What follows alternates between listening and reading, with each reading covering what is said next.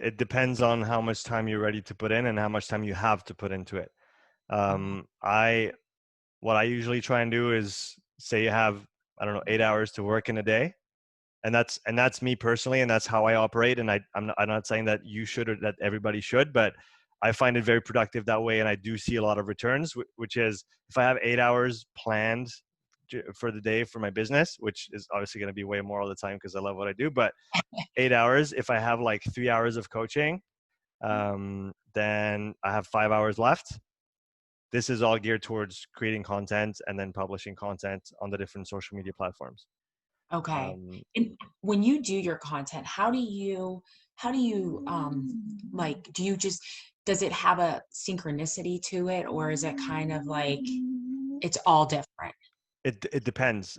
For example, right now, and talking specifically about my personal training business that I have, I started a little while ago doing thought of the day, like a short 1 to 5 minute video, literally just holding my camera talking about. It might be a question that one of my clients asked me that day. It might be a topic that I'm interested in. It might be something that I saw in a video and I talk about it and I just comment. And so I do this every day. So it takes me between 1 and 5 minutes to shoot the video. No setup, no nothing. Just wherever I am. I do it in the car sometimes when I'm stopped. I do it when I'm walking sometimes. I don't really care where I am. I just do it when I can. And then I'll put it on YouTube and I'll put it up on Instagram. And sometimes, if it's relevant, I'll put it in some of the Facebook groups that I'm a part of. For example, I did one today about, it was about rugby and what happens during a game and what the demands, like the physical demands of the game are. So I'll post that in a specific Facebook group that I'm a part of, which is kind of rugby coaches. It's a group for rugby coaches, so that's a relevant post to put there, right? Oh, yeah. But otherwise, I won't put everything everywhere all the time. I'll try to make it relevant. But for example, for me, the two main ones that I'm working on, platforms that I'm focusing on, are YouTube and Instagram. So I know that whatever I do, I'll try to put it on those two platforms. And you were talking about frequency before. Um, I think that I think it's a hard question to answer directly, because I would tell you, you know, if you're doing videos on YouTube, try to do one a day. Oh, Uh, wow. and it Okay. might sound that's the reason I don't like to answer that question directly like this, because it does sound like a lot. Instagram, I'll usually post between 1 and 4 or 5 posts a day, depending on the day. And it's usually, honestly, it's usually how much content I have to post. So if I've made a video, like a thought of the day, that's one. If I was working on the back end on another more like a presentation type video, maybe for YouTube, that's the second one that I can post as well. If I've done like some coaching sessions that day, I might have some shots to post of my clients training. So that's maybe 3, maybe 4.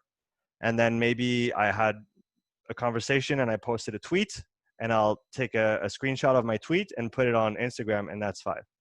Oh, wow. Okay. But some days like today, I just have the one, and that's okay.